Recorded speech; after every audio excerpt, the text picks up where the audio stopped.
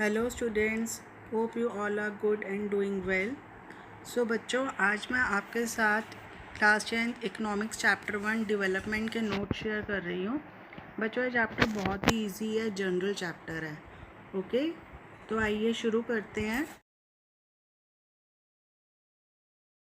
First topic है आपका developmental goals of different categories of persons. तो बच्चों, आप एक टेबल देख रहे होंगे जिसके लेफ्ट हैंड साइड पे कैटेगरी ऑफ पर्सन है और राइट हैंड साइड पे developmental goals and aspirations. Aspirations का क्या मतलब हुआ? डिज़ायर्स। ओके, तो अब इस टॉपिक का क्या मतलब है कि जैसे सपोज़ हम एक कैटेगरी स्टूडेंट्स की ले लेते हैं, उनके अपने गोल्स एंड डिज़ायर्स होंगे कि उनको एग्ज़ाम्स में अच्छे नंबर अचीव करने हैं।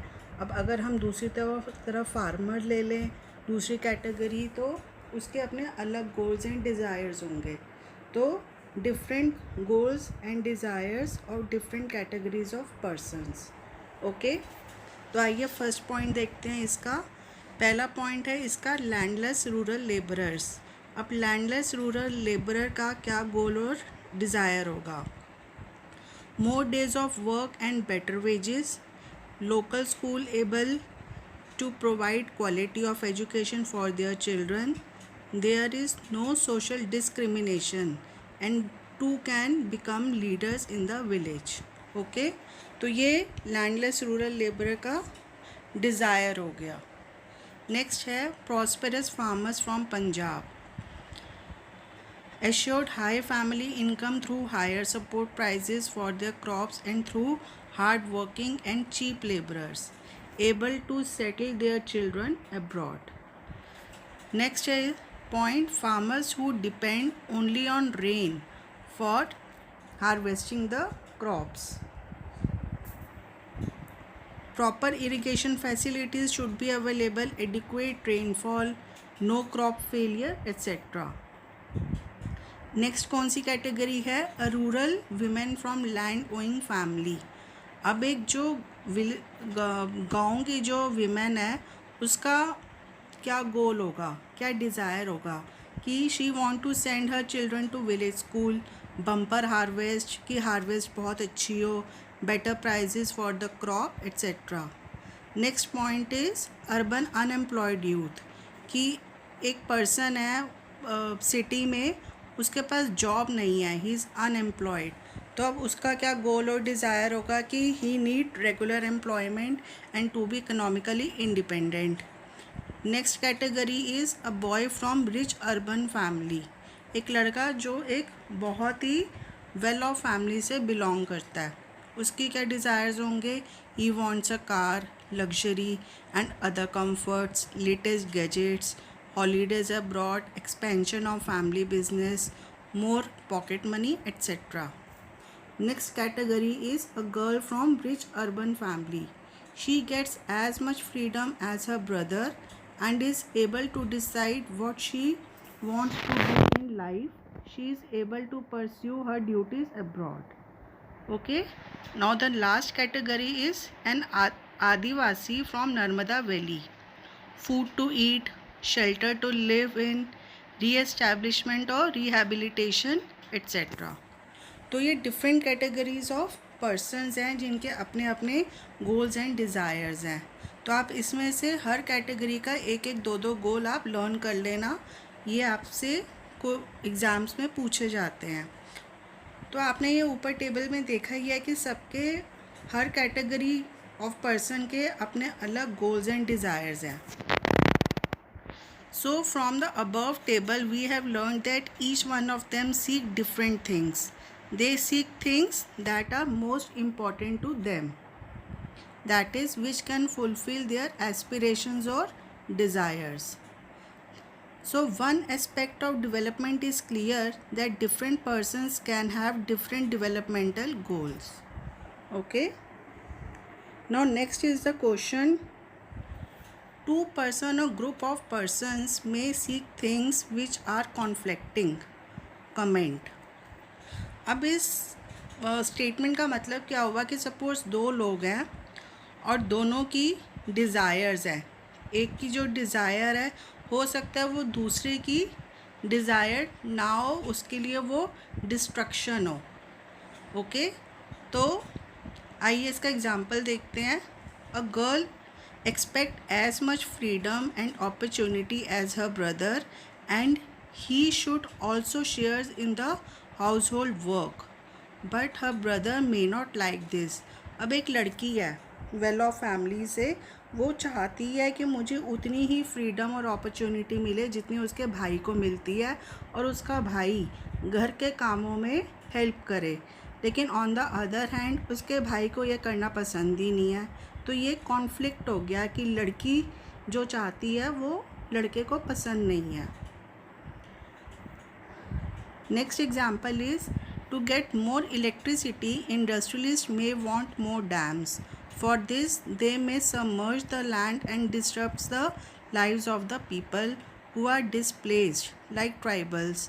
They might resent this and prefer small check dams and tanks to irrigate their land.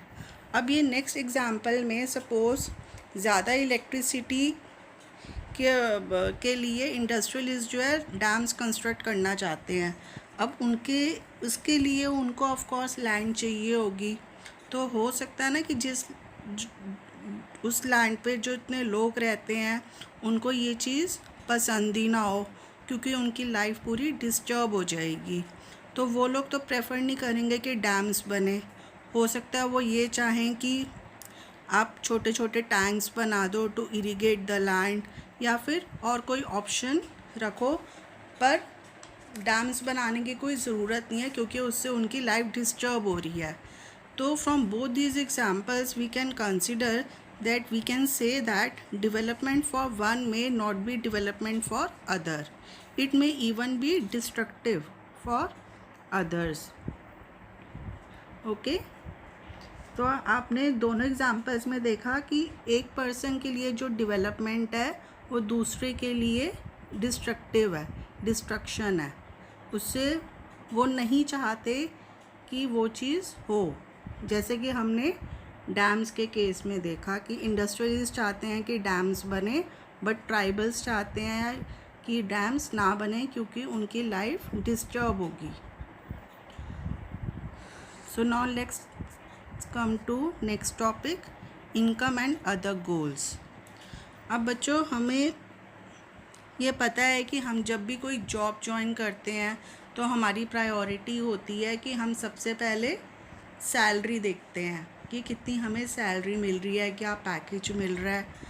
तो income is the most important. But क्या सिर्फ इनकम ही इम्पॉर्टेंट होती है? आप और फैक्टर्स नहीं देखोगे कि सपोज़ अगर आपको कोई किसी जगह पे एक बहुत अच्छा पैकेज मिल रहा है, लेकिन वहाँ का एटमॉस्फेयर अच्छा नहीं है, वहाँ पर आपको कोई लीव नहीं ले सकते आप, और वो जो जगह आपके घर से बहुत दूर है, तो क्या आप वो जॉब ज्वाइन कर पाओगे? आपको वो कंफर्टेबल लगेगी वो जॉब? नहीं। तो सिर्फ इनकम ही ज़रूरी नहीं होती, आप और चीज़ें भी देखते हो, कंसिडर करते हो। सो now let's look at the first point. Beside seeking more income, people also seek things like equal treatment, freedom, security, respect of others.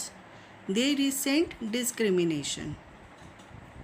तो फर्स्ट पॉइंट आपका यही हो गया कि इनकम के साथ साथ आप और चीज़ें भी देखते हैं, जैसे कि फ्रीडम मिले आपको, वहाँ पर सिक्योरिटी मिले, रिस्पेक्ट मिले। अगर आपको ये चीज़ें वहाँ पे नहीं मिल रही तो आप कंफर्टेबल फील नहीं करोगे। हो सकता है आप इनिशियली तो वो जॉब ज्वाइन कर लो, लेकिन बाद में आप उसको कंटिन्यू ना कर पाओ। तो ये चीज़ें भी इक्वली इम्पॉर्टेंट है। Next point is all this things are important.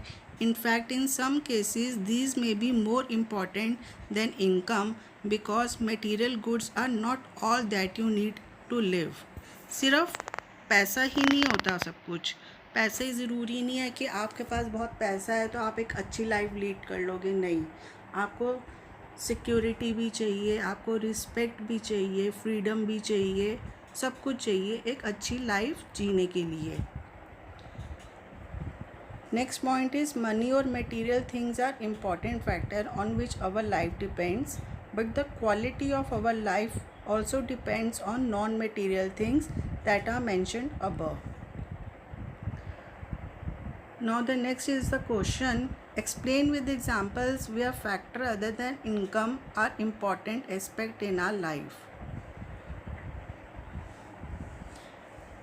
Now let's see the example. If you get a job in a far off place, so before accepting it, you would try to consider many factors apart from income, like facilities for your family, working atmosphere और opportunity to learn etcetera. ये वही बात हो गई जो मैंने आपको अभी बताई है कि आप कहीं पर अगर जॉब करते हो तो आप इनकम के साथ साथ और चीज़ें भी देखोगे कि वो जगह आपके घर से कितनी दूर है, उसका वर्किंग एटमॉस्फेयर कैसा है, तो ये सब चीज़ें भी इम्पॉर्टेंट है।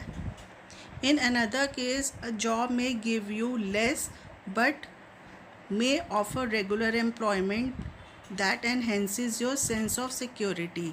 अब कोई एक दूसरी जॉब है, वहाँ पर आपको इतना अच्छा पैकेज नहीं मिल रहा, लेकिन वो जो है आपको एक सिक्योरिटी दे रही है। वो जॉब आपके घर के भी नज़दीक है, मतलब आप उस जॉब को करने में कंफर्टेबल हो, तो आप ऑफ कोर्स उसको कंसिडर करोगे। Another job may offer high pay but no job security, and also you have no time for your family. This will reduce your sense of security and freedom. Okay? तो just एक यही है कि suppose दो jobs हैं आपके पास। एक job में आपके पास बहुत अच्छा पैकेज दे रहे हैं, सब कुछ कर रहे हैं, बट वहाँ पर आपको कोई फ्रीडम नहीं मिल रही, आपको कोई रिस्पेक्ट नहीं मिल रही, वहाँ पर एटमॉस्फेयर अच्छा नहीं है, वीमेंस के साथ ठीक तरह से बिहेव नहीं किया जाता, तो आप उस जॉब को नहीं एक्सेप्ट करोगे। और दूसरी तरफ जहाँ पर आपको कम पैकेज मिल रहा है बट ये सारी चीज़ें मिल रही हैं, तो you would definitely accept it. Now let's look at the second point. It is also an example. If women are engaged in paid work, their dignity in the household and society increases. However, it is also the case that if there is a respect for women, there should be more sharing of work and a greater acceptance of women working outside. A safe and secure environment may allow more women to take up variety of jobs. So for development, people look at a mixed goals, not only income. Okay, so remember this line. हो सकता है आपको यही particular statement दे दें और बोल दे comment करो, तो then you have to justify this statement by giving an example. Now let's come to the next topic, that is national development. As we know that individuals seek different goals, then their notion of national development is also likely to be different. Different persons could have different as well as conflicting notions of country's development. That is, what is development for one may not be the development for the other. ये अभी हमने पीछे के example में देखा ही था, जो dam वाला एग्जाम्पल था कि इंडस्ट्रियलिस्ट के लिए वो डेवलपमेंट थी बट ट्राइबल्स के लिए वो डेवलपमेंट नहीं थी। Next is how to compare different countries और स्टेट्स। हम डिफरेंट कंट्रीज़ को कैसे कंपेयर करेंगे कि कौन सी कंट्री ज़्यादा डेवलप है, कौन सी कंट्री कम डेवलप है। For comparing countries, their income is considered to be one of the most important attributes. Countries with higher income are more developed than countries with less income. By this we mean that whatever people like and needed, they will be able to get with greater income. So greater income itself considered one of the important goals. तो आप countries को किस basis पे compare कर सकते हो? उनकी income पर, कि जिस कंट्री की इनकम ज़्यादा है वो ज़्यादा डेवलप है, जिस कंट्री की इनकम कम है वो कम डेवलप है। और जिस कंट्री की इनकम ज़्यादा है, ऑफ कोर्स वहाँ पर जो एक पर्सन की जो इनकम होगी वो ज़्यादा ही होगी, और वो इसका मतलब यही हुआ कि वो जो चाहे वो ख़रीद सकता है, उसका जो भी मन है, उसको गाड़ी ख़रीदनी है, उसको घर ख़रीदना है, कुछ भी ख़रीदना है वो ख़रीद सकता है। Total income income of the country is the income of all the residents of the country, gives us the total income of the country. Next point is, however, for making comparisons between countries, total income is not such an useful measure because countries have different population. But also, comparing total income will not tell us what an average person is likely to earn. अभी हमने first second point में देखा कि compare करने के लिए हम total income ले सकते हैं कंट्री की, कि कौन सी कंट्री ज़्यादा डेवलप है, कौन सी कंट्री कम डेवलप है. तो on the basis of income we can say that कि this country is more develop and this one is less develop. But क्या ये जो इनकम का जो पॉइंट है टोटल इनकम कंट्री की, क्या ये सही है कंपैरिजन करने के लिए? नहीं. क्यों? क्योंकि हर कंट्री की अपनी अलग अलग पॉपुलेशन होती है. जैसे कि अब कोई एक कंट्री है, उसकी बहुत मतलब काफ़ी बड़ी कंट्री है, तो ऑफ कोर्स पॉपुलेशन ज़्यादा है उसकी, तो उसकी इनकम भी ज़्यादा ही होगी. और ऑन द अदर हैंड एक छोटी सी कोई कंट्री है, अब छोटी कंट्री तो ऑफ कोर्स पॉपुलेशन कम ही होगी, तो उसकी इनकम ऑफ कोर्स कम होगी. तो ये जो टोटल इनकम का जो कंसेप्ट है ये ठीक नहीं है फॉर कंपेयरिंग द कंट्रीज़. तो so we compare average income. तो बेस्ट वे क्या है कंपेयर करने के लिए कि उनकी एवरेज इनकम कैलकुलेट करो कि एक पर्सन की इनकम कितनी है एक पर्टिकुलर कंट्री में. एवरेज इनकम निकालने का फॉर्मूला है total income of the country divided by total population. इसको हम लोग पर कैपिटा इनकम भी बोलते हैं. Next is world development report to compare countries. In World Development Report 2013 brought out by World Bank, per capita income criteria is used in classifying countries. अब ये जो मैंने वर्ल्ड बैंक बच्चों underline किया हुआ है इसको याद रख लेना, हो सकता है वो आपसे MCQs में पूछ लें. एग्जाम्पल, कंट्रीज़ विथ पर capita income of $1 12,236 per annum and above in 2013 are rich countries, and those with per capita income of $1,005 or less are called low income countries. तो वर्ल्ड बैंक ने एक world development report तैयार करी जिसके basis पे अगर country की income पर कैपिटा इनकम अगर $12,236 से ज़्यादा है या उतनी है तो वो रिच कंट्री होगी, और अगर कंट्री की इनकम $1,005 है या उससे कम है तो वो लो इनकम कंट्रीज़ होंगी. India come in the category of low middle income country because its per capita income in 2013 was just $1,840 per annum. पर इंडिया को ना तो लो इनकम कंट्री बोल सकते हैं और ना ही हम लोग रिच कंट्री बोल सकते हैं. क्यों? क्योंकि उसकी जो इनकम है वो कितनी है $1,840, यानी उसकी $1,005 से तो ज़्यादा है लेकिन $12,236 से कम है. तो इसलिए इसे हमने बोला है low middle income country.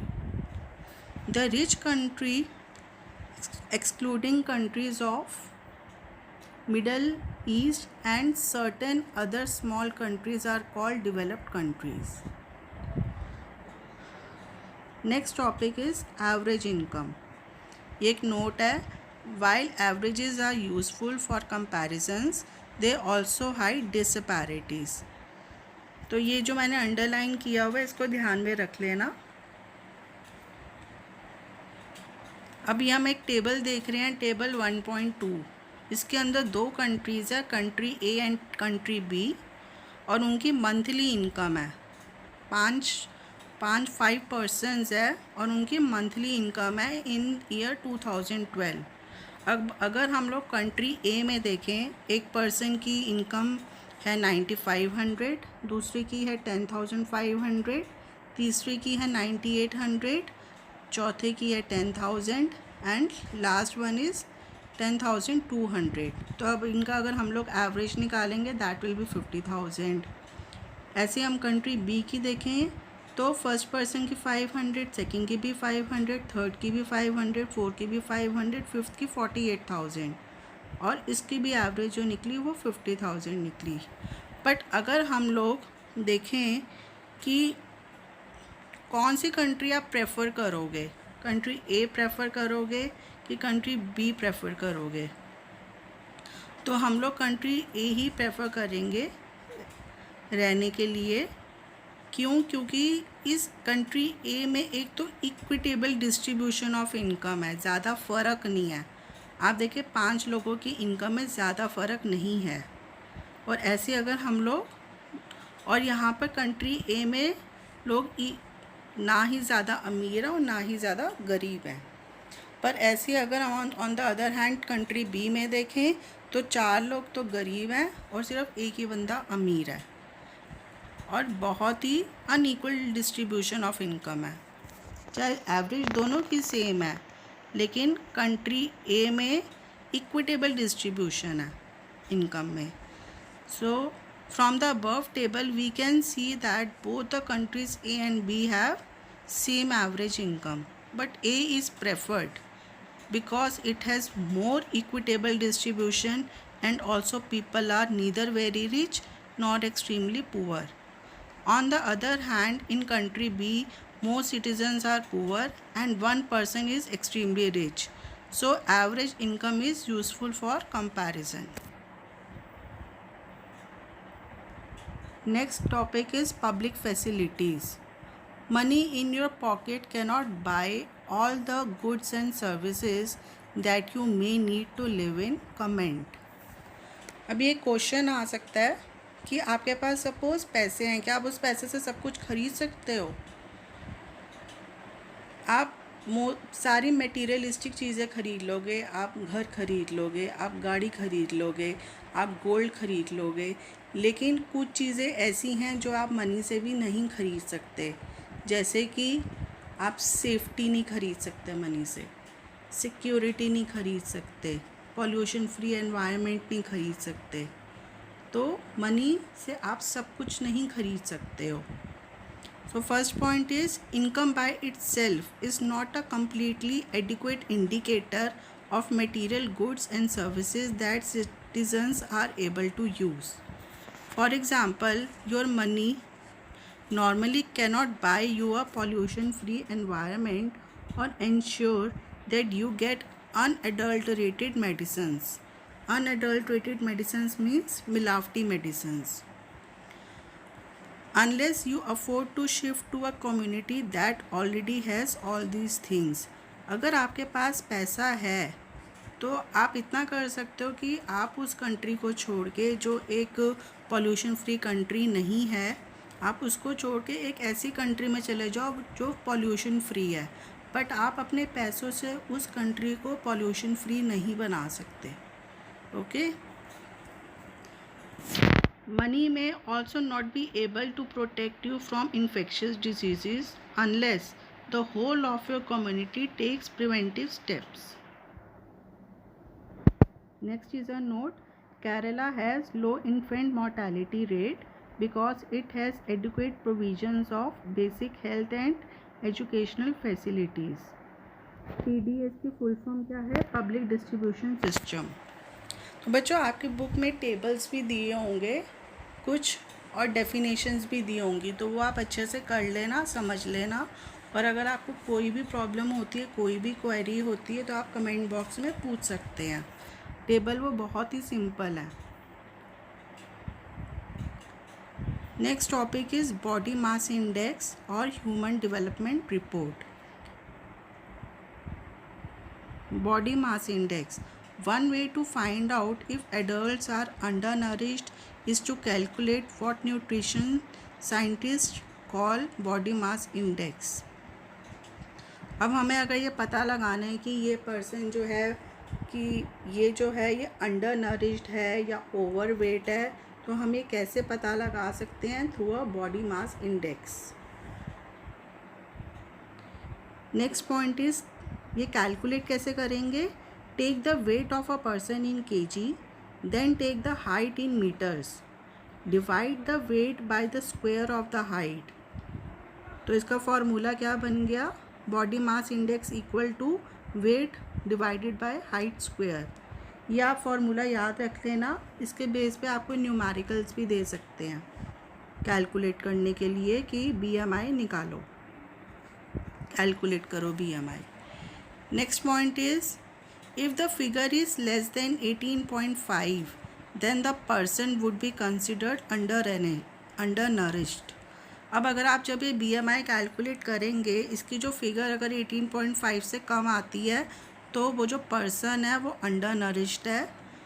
Under nourished मतलब उसकी जो बॉडी है उसके अंदर काफ़ी चीज़ें, मतलब न्यूट्रिएंट्स काफ़ी कम है, वो कमज़ोर है अंदर से।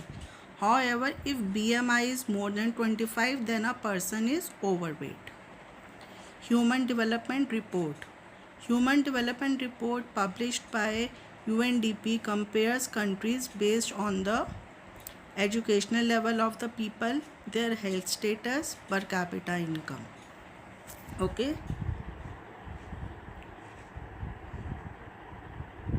तो ये भी आपसे क्वेश्चन पूछ सकते हैं कि human development report that is published by UNDP, ये किस बेसिस पे कंट्रीज़ को कंपेयर करती है? तो ये आपको 3 पॉइंट्स लिखने हैं। Now this one is the last topic, sustainability of development. What does this mean? तो इसकी डेफिनेशन है, development that meets the needs of the people living in present without compromising the ability of future generation to meet their own needs. इसके 2 example हैं। First is ground water in India. Ground water is an example of renewable resources as these resources are replenished by nature. हमें पता ही है कि ground water जो है वो एक रिन्यूएबल रिसोर्स है। जब भी रेन आती है तो ग्राउंड वाटर हमारा जो है रेन से ही बनता है, तो ये एक रिन्यूएबल रिसोर्स है। By these resources but these resources may be overused. By this we mean that if we use more than what is being replenished by rain, then we are overusing these resources. Groundwater overuse is particularly found in agriculturally prosperous regions of Punjab and Western UP, some coastal areas, etc. तो basically ground water आपका renewable resource है, लेकिन अगर आप उसको ज़्यादा use कर रहे हो, ओवर यूज़ कर रहे हो। ओवर यूज़ का क्या मतलब हुआ कि मतलब जितना आपका पानी रेन से आपको मिलता है, जितनी रेन होती है, जितना आपके पास ग्राउंड वाटर है, आप उससे ज़्यादा यूज़ कर रहे हो, तो उसको हम ओवर यूज़ बोलेंगे। तो ऐसा नहीं है कि अगर कोई एक चीज़ रिन्यूएबल है तो वो कभी ख़त्म नहीं हो सकती, वो भी ख़त्म हो सकती है। तो इसलिए ये हमारी ड्यूटी बनती है कि हम रिसोर्सेज को ध्यान से यूज़ करें। Last example is exhaustion of natural resources. Non renewable resources are those which will be exhausted after years of use. जैसे कि पेट्रोल हो गया, आपका ऑयल हो गया, ये आपके नॉन रिन्यूएबल रिसोर्सेज हैं। ये एक नॉन रिन्यूएबल मतलब ये एक लिमिटेड फिक्स्ड स्टॉक है इसका अर्थ पर। We have fixed stock on earth which can not be replenished, example petrol, crude oil etcetera. To overcome this problem we should discover new resources that will add to the stock. Next is the note, countries like India depend on importing oil from abroad because they do not have enough stocks of their own. तो आप ये table और definition book में से अच्छे से कर लेना। ओके, तो अब हम चैप्टर यहीं पर एंड कर रहे हैं। आपको ये वीडियो कैसी लगी कमेंट बॉक्स में बताना और प्लीज़ इसे लाइक शेयर एंड सब्सक्राइब करना। Thank you.